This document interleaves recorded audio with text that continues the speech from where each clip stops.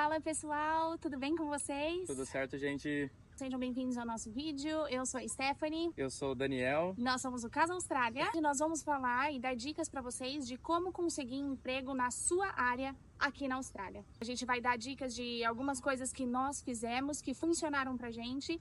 Hoje nós estamos na Austrália há 10 meses, mais ou menos, quase 11. Estamos com o visto Work and Holiday Visa. Ambos empregados. Nos apresentando primeiro, eu sou formado em engenharia civil. No Brasil eu cheguei a trabalhar com orçamento, planejamento, gestão da qualidade, melhoria de processos. Então no Brasil eu fiz um pouquinho de tudo. Eu tive uma experiência aí de quase 3 anos numa construtora. Também sou formada em engenharia civil.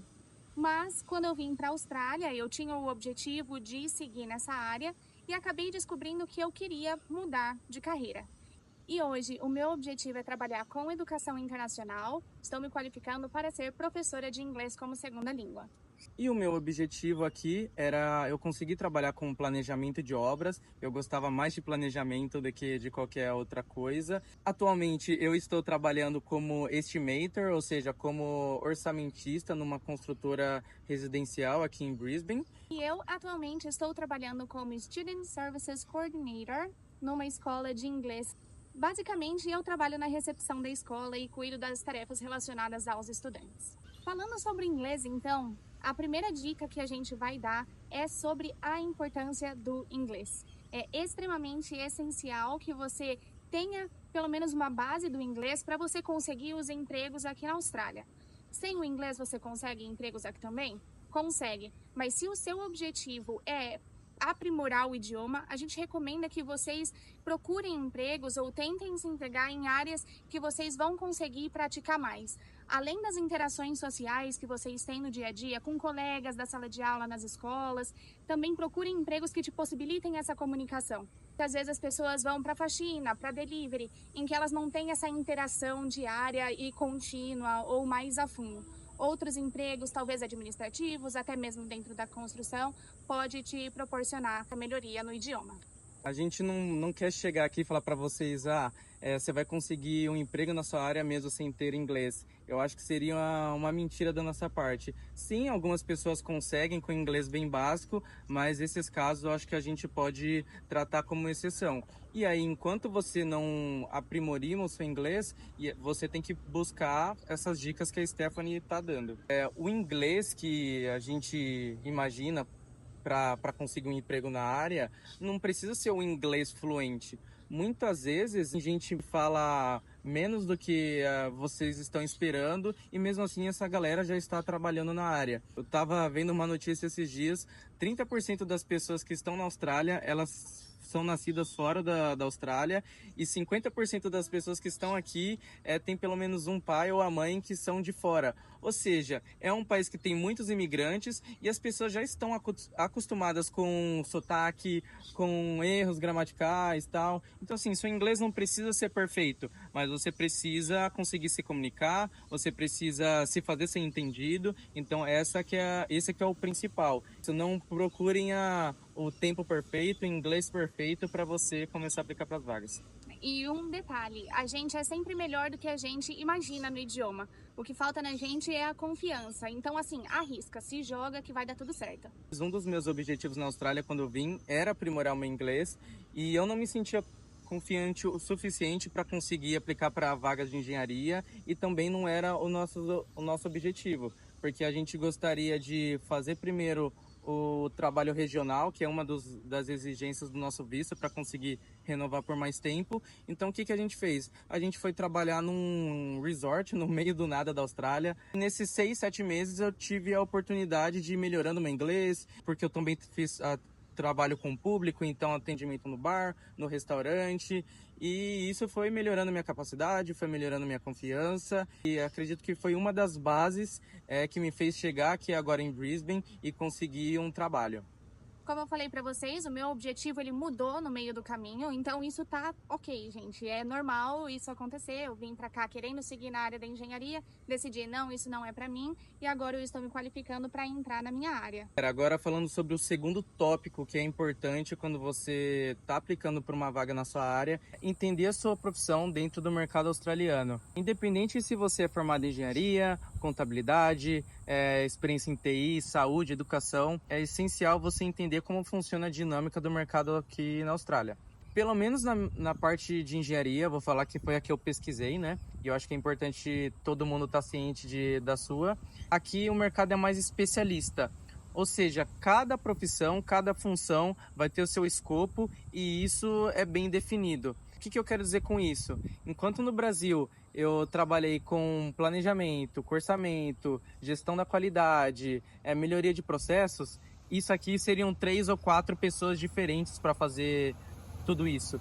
Porque a intenção é que cada um seja bom naquilo, especialista, e eu não vou me intrometer no trabalho da Stephanie. Eu acho que isso é interessante não só para aplicar para as vagas, mas no momento que vocês começarem a trabalhar, não querer revolucionar toda a empresa, porque eu acho que é questão de tempo até você tentar se adaptar e entender como funciona tudo isso. Então, no meu caso, que eu tinha experiência com tudo isso, eu poderia aplicar, por exemplo, para a vaga de Estimator ou para a vaga de Project Planner, e eu decidi focar na de Project Planner. E foi muito importante eu ter entendido essa dinâmica, porque aí eu consegui pesquisar um pouco melhor quais que eram as atribuições para cada uma dessas profissões, porque assim eu poderia saber, eu não adianta eu colocar que eu faço levantamento quantitativo no currículo de Project Planner, porque isso não é pertinente para essa função, faz sentido?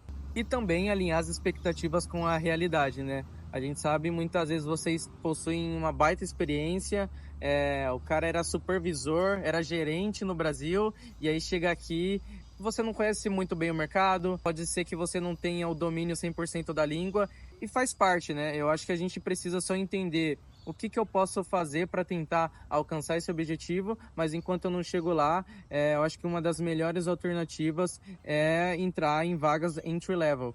Por isso que é importante manter a cabeça aberta em relação a isso.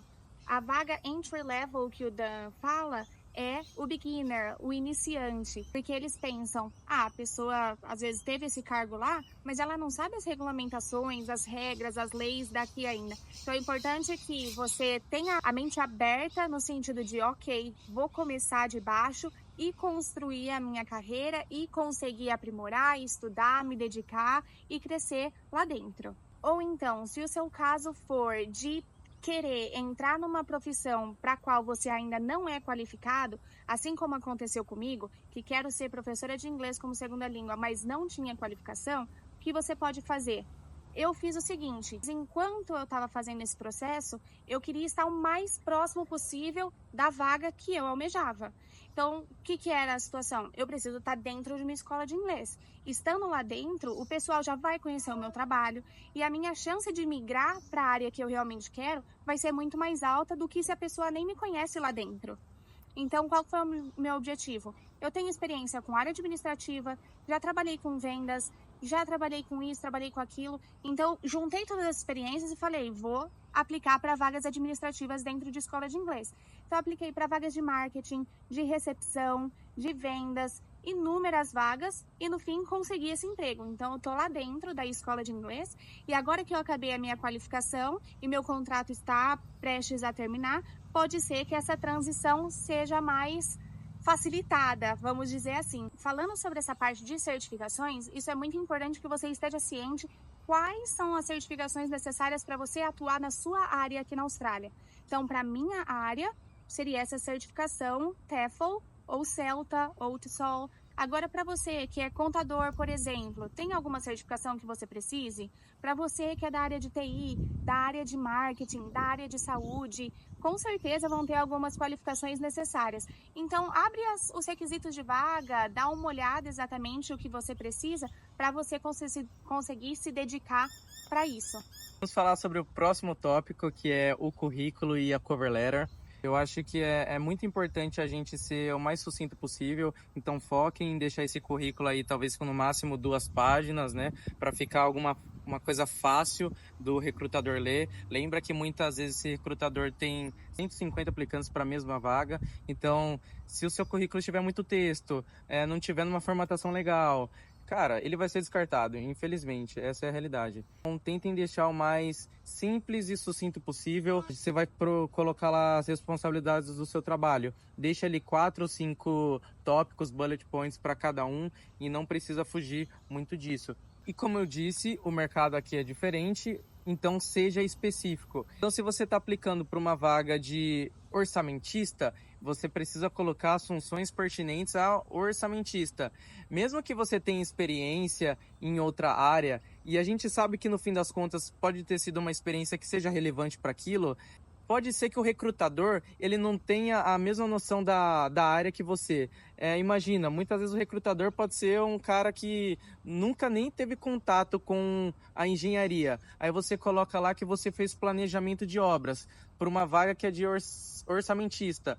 Essa pessoa não vai entender que o planejamento também é importante para o orçamento. Então, assim, seja direto em relação àquilo com que a descrição da vaga pede e em relação ao escopo do mercado daqui. É importante estar atento também à nomenclatura dos cargos no momento de incluir no currículo. Então, por exemplo, você trabalhava como engenheiro civil numa obra, e aí você chega aqui e coloca no seu currículo Civil Engineer.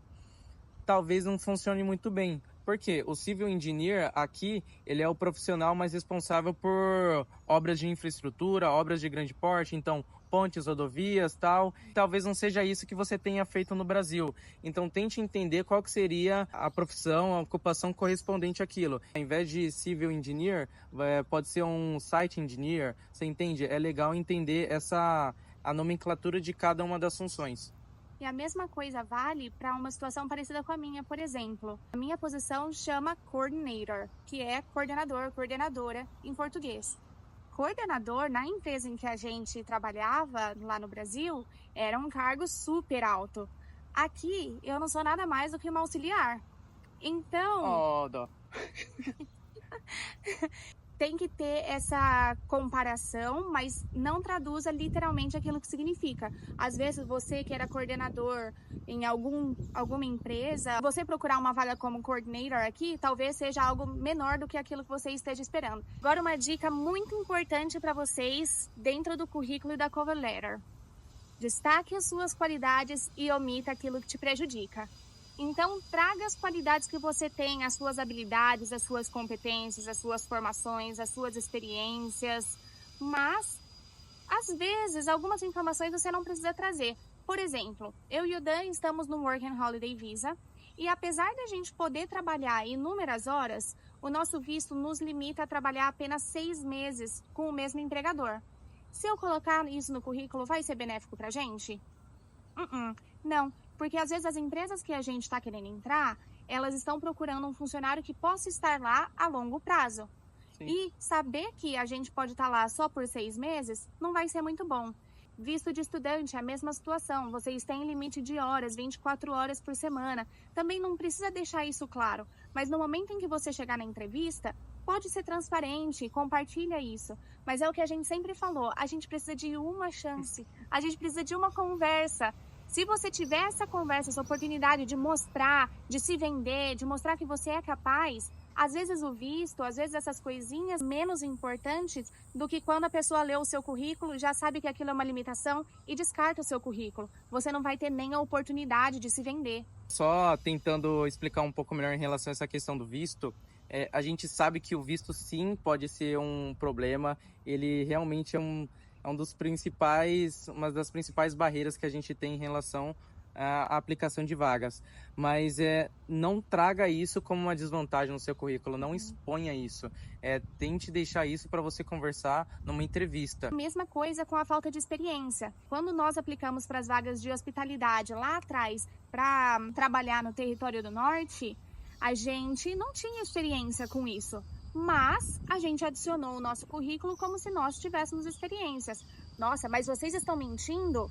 Sim, a gente mentiu. Só que foram mentiras assim, leves, que a gente é capaz de fazer. A gente não pôs nada absurdo que a gente fez que seria impossível.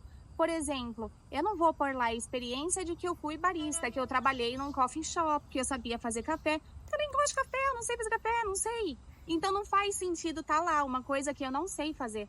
Mas se é uma coisa simples, que eu sei que eu tenho potencial e que eu vou conseguir entregar, por que não? Outra coisa, por exemplo, em relação à experiência. Eu só tinha experiência no Brasil, não tinha aqui. No meu currículo nem menciona que onde eu trabalhava. Tá lá o nome da minha empresa, eu deixei o site para, se eles quiserem consultar para ver se é uma empresa real ou não. Assim, quanto menos detalhes que forem te desfavorecer, você conseguir omitir, melhor. E aí você deixa praticamente tudo que é positivo. Tem algumas profissões que exigem que você saiba mexer em algum software. Vamos supor que no Brasil você mexeu exatamente com o mesmo software, só que era de uma empresa diferente. Você entende todo o conceito, você entende que aquilo é só uma ferramenta. Se a vaga está exigindo aquele software, por que não colocar? A gente sempre pensou assim, vamos tentar ser o mais transparente e honesto possível. E eu acho que isso tem que ser uma máxima a ser seguida, mas eu acho que a gente também precisa ser um pouco maleável. Porque, pense, o currículo é uma forma dos recrutadores, gestor daquela área, filtrar. Se o seu currículo não tem essas palavras-chave que eles precisam em relação à descrição da vaga, às exigências, cara, seu currículo vai ser descartado. Você não vai ter nem a chance de se explicar e conseguir conversar, conforme a Stephanie falou. Lembrando que hoje em dia, essa análise prévia do currículo pode ser que não seja nenhuma pessoa que faça. Pode ser uma inteligência artificial simplesmente filtrando e pesquisando por palavras-chave. Então, o que é legal vocês fazerem? Peguem toda aquela informação que você tinha lá no seu currículo do Brasil e transformem isso para o molde australiano. E tentem montar um template, ou seja, um currículo ali padrão. Em inglês, obviamente, pessoal, pelo amor de Deus. Porém, vou falar uma coisa bem importante agora. Vocês precisam adaptar o currículo de vocês para cada uma das vagas que vocês forem aplicar. Isso é muito importante. Mesmo que você aplique para a mesma profissão, mas em empresas diferentes, cada uma dessas vagas vai pedir uma responsabilidade diferente, apesar de serem a mesma ocupação. Então, pode ser que numa empresa vai pedir A, B e C, na outra vai pedir A, B e D. Então, é legal que vocês personalizem o seu currículo conforme cada vaga exige. Isso leva tempo? Sim, Muito. leva tempo. Gente, os detalhes fazem a diferença. E além do currículo, vocês também precisam trabalhar na cover letter, que é basicamente uma carta de apresentação ali, um textinho com 3, 4 parágrafos, onde a gente costuma se vender para a empresa no momento que a gente está aplicando para a vaga, falando aí quais são as skills que a gente tem, como que a gente combina com os valores da empresa. Então, nesse momento é legal você também parar um tempinho ali, pesquisar o site da empresa, qual que é o objetivo da empresa, o modelo de negócio e tentar trazer isso para sua cover letter. Porque no momento que o recrutador, o RH for ver, seja quem for, ele vai entender que você já entendeu qual que é o objetivo da empresa e que pelo menos você ali se dedicou um tempo para isso, né? E uma plataforma que ajudou muito a gente a elaborar tanto o currículo quanto o cover letter foi o ChatGPT. Tadá, novidade! Ele ajudou muito. Mas o que a gente fez? A gente não simplesmente pediu, cria aí meu currículo, eu tenho formação em tal, experiência em tal, e cria minha cover letter. Não, porque a gente quer que faça parecer que é o mais pessoal possível. Então, eu faço o meu currículo, monto a estruturinha com as minhas palavras, o meu jeitinho. Por exemplo, se o Daniel montar um currículo meu com a minha experiência, vai ser com palavras totalmente diferentes da minha, porque isso é muito pessoal.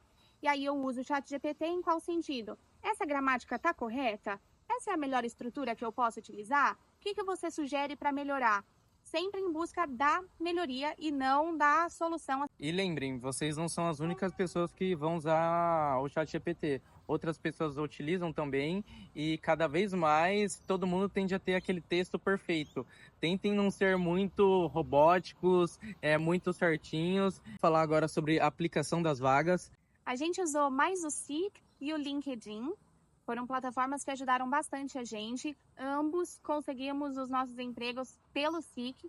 Mas o LinkedIn também foi super valioso para a gente conseguir fazer um networking, para a gente conseguir conectar com pessoas da nossa área, mandar mensagem para gestores.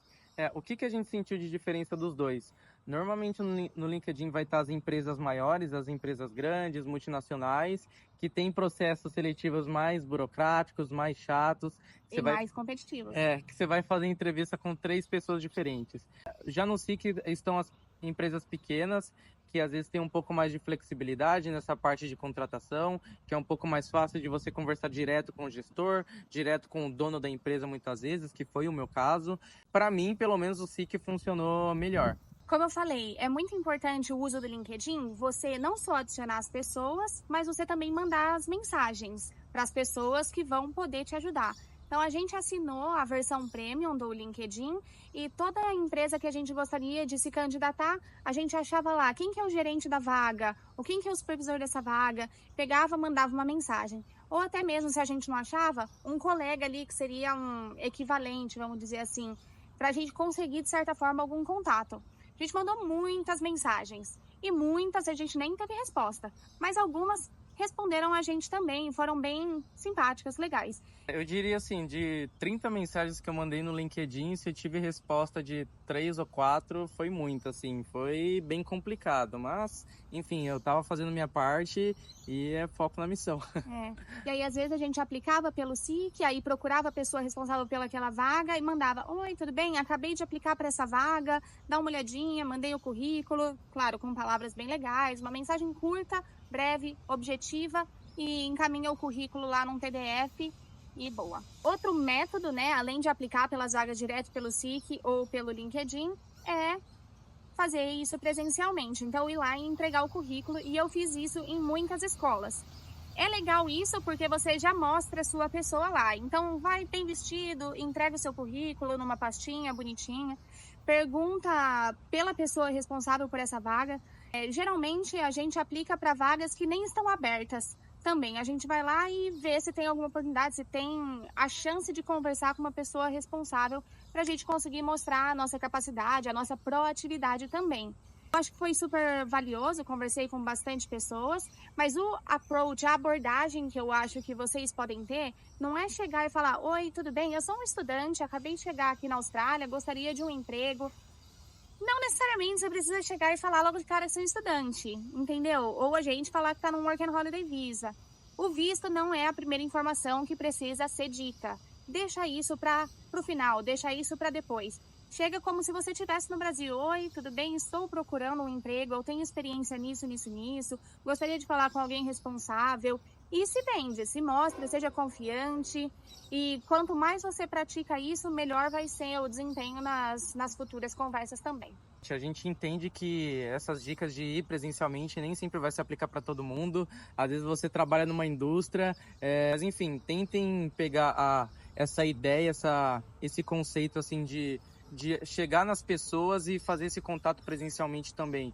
E não só ir visitando as empresas, mas talvez num evento que você participa. Ou chamando para um café, que é um hábito muito comum aqui na Austrália, pelo que a gente está vendo. A gente nunca praticou, mas muita gente falou que pode ser uma boa dica.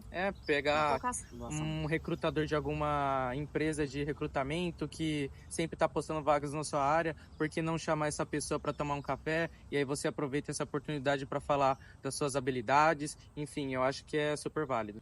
E aproveitando sobre esse papo de você criar amizades, conexões com as pessoas, vamos falar sobre networking. Era uma coisa que, sinceramente, eu menosprezava. Eu não achava que era tão importante até chegar aqui na Austrália. No Brasil é uma coisa que eu não explorei muito, mas que é totalmente essencial aqui, que é você criar conexões com as pessoas ao seu redor e, de alguma forma, isso te auxiliar lá no futuro. Eu ouvi uma informação muito interessante uma vez que 70% das vagas de emprego, elas não estão anunciadas nos portais, ou seja, no LinkedIn, no SIC. Por quê? Às vezes uma pessoa é desligada de uma empresa e antes mesmo dessa vaga ser anunciada, alguém lá dentro indica um familiar, indica um amigo e já encontra um substituto. Ou seja, se você tem uma grande rede de pessoas, de conexões, a tendência é que as pessoas lembrem de você. Pô, o Daniel, ele trabalha com engenharia. Eu acho que ele seria uma boa pessoa aqui nesse lugar. Então, assim, tente criar boas conexões com as pessoas e fazer com que elas se lembrem de você. E como você pode criar essas conexões? Através de grupos no Facebook, grupos no WhatsApp e também até mesmo participando de eventos que tem na cidade em que você está ou na região. Sim. Eu sei que acontece, por exemplo, alguns eventos de engenharia, palestras aqui. Eu já cheguei a participar de um evento de engenheiros brasileiros aqui em Brisbane, que foi bem legal. Tive a oportunidade de conversar com gente que tinha chegado na mesma semana, e gente que já estava 7, 8 anos trabalhando na área na Austrália. Então é legal que você consegue ver um pouco dos dois mundos e absorver mais conhecimento. E por acaso, olha que engraçado, essa semana passada surgiu uma vaga que eu achei interessante e era na mesma empresa que a moça que eu conheci no encontro trabalhava. Então aproveitei, apliquei para essa vaga, mandei mensagem para ela, tentei ali tipo, você acha que consegue me fazer uma indicação? Então sim, é super válido esse tipo de coisa. Já consegui uma entrevista praticamente, eu acho que só por conta da indicação de uma pessoa que eu nunca nem vi pessoalmente, mas ali conversei por mensagem. Então, assim, tentem explorar essa questão do networking. Agora partindo para o último tópico do vídeo, mas não menos importante, as entrevistas, temidas entrevistas que fazem nossas mãos suarem, que faz o coração palpitar, mas que no fim pode dar tudo certo. A gente teve algumas entrevistas e o que a gente sugere para vocês? Respirem fundo. Estudem para a entrevista, pratiquem antes. O Dan praticou comigo, eu pratiquei com ele, pratiquei sozinho, ele praticou sozinho, várias vezes para a gente conseguir desenvolver. Por quê? Por mais que a gente tenha um bom inglês... Eu detesto quando ele faz isso. Às vezes a gente fica tão nervoso que a gente dá aquela travada. E é complicado. Então, se a gente conseguir praticar um pouquinho, mas não muito, tá? Porque você também não quer parecer robótico, não quer parecer que você decorou todas aquelas falas. Você quer ser natural, mas pelo menos você sabe o que vai falar, entendeu? Então, praticar ajuda muito. Outro ponto para a entrevista, leve cópias do seu currículo, pelo menos 2. Por quê? Se você tiver um branco de repente, você pode usar aquele currículo como uma colinha. Não faz mal. E outra, se o recrutador, o entrevistador não estiver preparado, você também tem uma cópia para ele. Então isso é muito importante. E um outro ponto é a questão do visto. Isso às vezes pode gerar dúvida no entrevistador, como é o nosso caso, que a gente tem 6 meses de limitação para trabalhar com o mesmo empregador. O que a gente fez? Isso pode ser uma possível pergunta, então vamos nos preparar para poder explicar isso para ele, caso ele pergunte. Então, o que a gente fez? A gente imprimiu o papel que está lá no site da imigração, que fala especificamente sobre esse assunto. E dito e feito. Ele perguntou para mim na minha entrevista, mas qual que é a sua intenção a longo prazo? Porque o seu visto te limita a trabalhar apenas 6 meses com o mesmo empregador. Falei, opa, pera lá. Peguei e apresentei para ele a possibilidade, qual seria a alternativa para esse caso. Porque no Work and Holiday Visa, apesar dessa limitação, a gente consegue solicitar para a imigração a permissão para continuar trabalhando com aquele empregador por mais tempo. Sim. Enquanto a gente aguarda essa resposta, a gente ainda continua trabalhando legalmente com o mesmo empregador, além dos 6 meses. Então, isso é uma alternativa, querendo ou não. Legal vocês pensarem, a gente sabe que o visto sim pode ser uma barreira no momento de aplicar para um trabalho, mas tentem ter a mentalidade que assim, isso é só um detalhe. O que eu posso contribuir para a empresa, o que eu posso agregar é muito maior. Para você conseguir passar essa confiança para a pessoa. Eu, por exemplo, eu estava super preocupado no como que eu ia explicar isso na entrevista e tal. Tinha impresso esse papel também da imigração, do site da imigração, e no fim das contas nem me perguntaram do meu visto. Eu não entendi nada. E, na verdade, só foram me perguntar depois que já tinham mandado a carta de oferta de trabalho. Então, assim, no meu caso não foi problema nenhum. Eles ficaram tão impressionados. Tá. Pro meu trabalho atual, isso não foi problema nenhum. Mas também tive entrevistas que, assim, no momento que eu falei do meu visto, eu percebi que já não ficou legal, que isso seria um problema. Então, eu sei que é complicado, mas tentem transparecer que isso é só um mero detalhe. Você tá no visto de estudante e depois disso, o que você vai fazer? Não, tô estudando aqui para eu aplicar para um visto de residência permanente. Você entendeu? Tentem, aquilo que a Stephanie falou, a gente enaltecer todas as nossas qualidades e tentar minimizar tudo aquilo que a gente tem de desvantagem. E outra coisa que eu senti que ajudou muito no meu caso foi eu conseguir mostrar um pouco mais da minha parte prática em relação ao meu trabalho. Então, fui fazer essa entrevista como orçamentista e eu já tinha feito ano passado um trabalho, inclusive junto com a Stephanie, que a gente fez um orçamento de uma casa. E aí eu pensei comigo, e se eu mostrasse esse orçamento? Aí no dia anterior peguei, traduzi algumas coisas lá no arquivo do Excel, já me preparei como é que eu ia falar, levei meu notebook e tal. E aí durante a entrevista, sendo bem sincero, eu estava entendendo 60 a 70% do que ele estava falando. Aí, tipo, teve uma hora que eu pedi para ele repetir, que eu não entendi o que ele quis dizer e tal. A entrevista foi esfriando, eu senti que não estava legal. Eu falei, por acaso, tudo bem se eu mostrasse para você aqui um trabalho que eu já fiz? Aí eu já percebi que a reação dele já mudou. Surpresa, né? Aí eu abri meu notebook, eu já tinha deixado até aberto no computador, era só levantar a tampa do notebook. Aí eu peguei, comecei a explicar. Aí ele entendeu que assim, eu entendia do assunto. Que aquilo que estava no meu currículo não era só palavras vazias, que eu só simplesmente copiei e colei. Que eu de fato sabia fazer aquilo que eu estava me propondo. E eu acho que isso foi realmente o que fez eu conseguir o trabalho.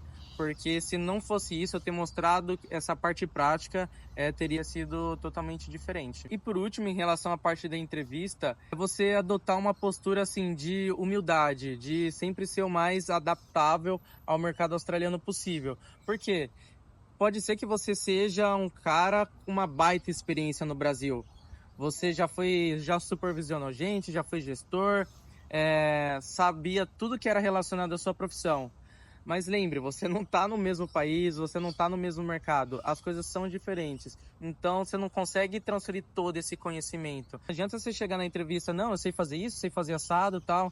Cara, não. Fique tranquilo, tente ser o mais pé no chão possível, razoável. Mostre que você pode agregar valor, mas que você também está aberto a novas ideias, a novas culturas e que você pode se adaptar à nova realidade que você está vivendo. A gente concluir o vídeo agora, a gente quer fechar com uma mensagem para vocês serem pacientes com todo esse processo de aplicação, conseguir um emprego na área que a gente quer. Não é tão simples e precisa de tempo e dedicação. Quando a gente aplicou para as vagas para conseguir um emprego em hospitality, a gente mandou mais de 120 currículos, a gente conseguiu 2 entrevistas e os 2 empregos, e a gente teve a chance de escolher um deles. Mas foram muitas aplicações para pouquíssimas entrevistas. Vagas aqui são extremamente competitivas, então dediquem o seu tempo para isso, para deixar cada vez mais específico.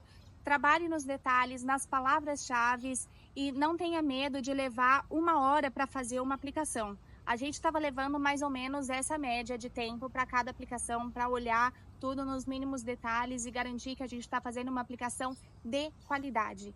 Qualidade é mais importante que a quantidade no momento. E eu entendo que, assim, muitas vezes a gente está aplicando para essas vagas, mas enquanto isso a gente também tem as contas para pagar, né?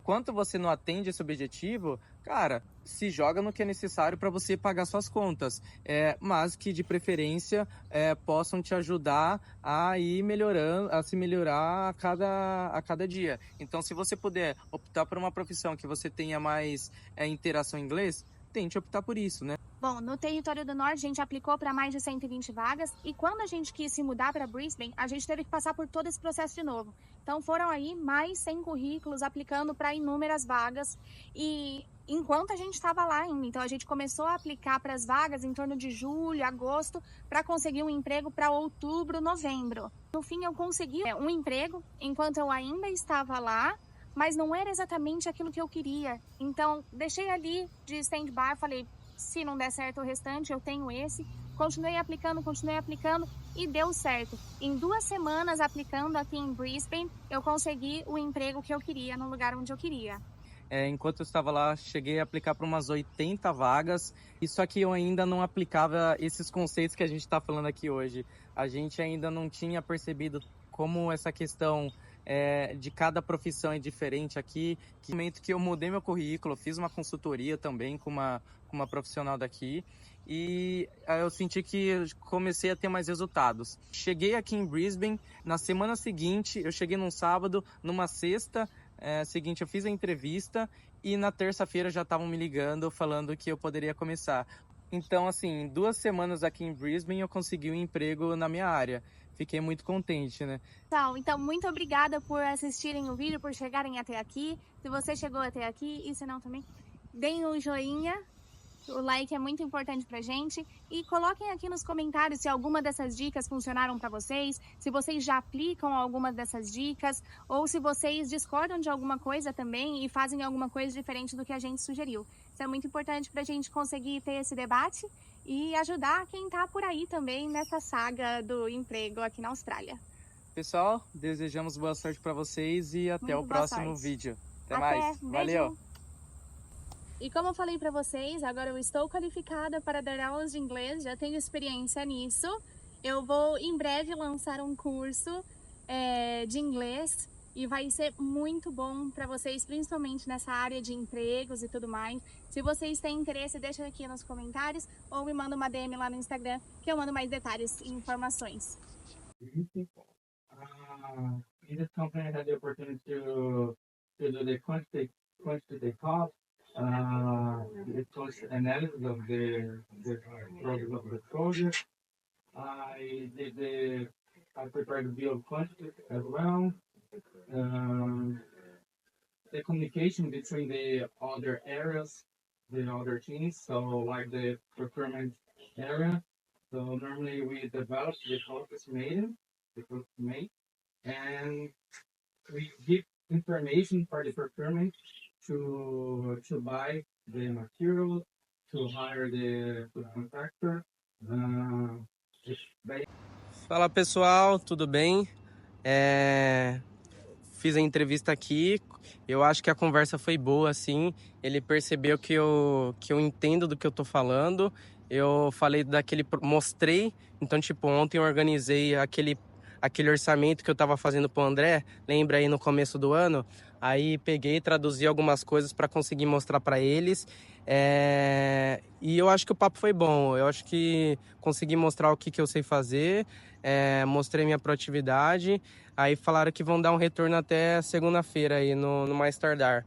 Mas tô contente. O inglês saiu, ele era difícil de entender, não entendi tudo não, entendi, sei lá, 60, 70% do que ele falou, mas eu acho que a conversa foi boa. Tô contente do resultado.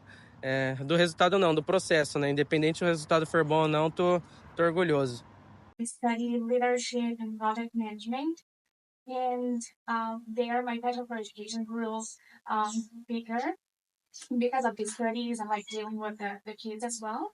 Then when I went back to my country, I worked as a project planner in a construction company. But in the same time, I was also an English tutor to various students in different levels. And that was very fulfilling to me to help people achieve their goals. And that's why I think that I could be a good addition to the learning people because some of our values align really well, like the fact that you guys treat the students individually and try to support them throughout the careers, is picking the course until the job searching aligns pretty much to what I did as an English tutor, you know? So Stephanie, I want to say thanks for coming in and for giving us your time. And I'd be really, really happy to offer you the role if you're still interested after everything. Yes, I am. Thank you. Awesome, great.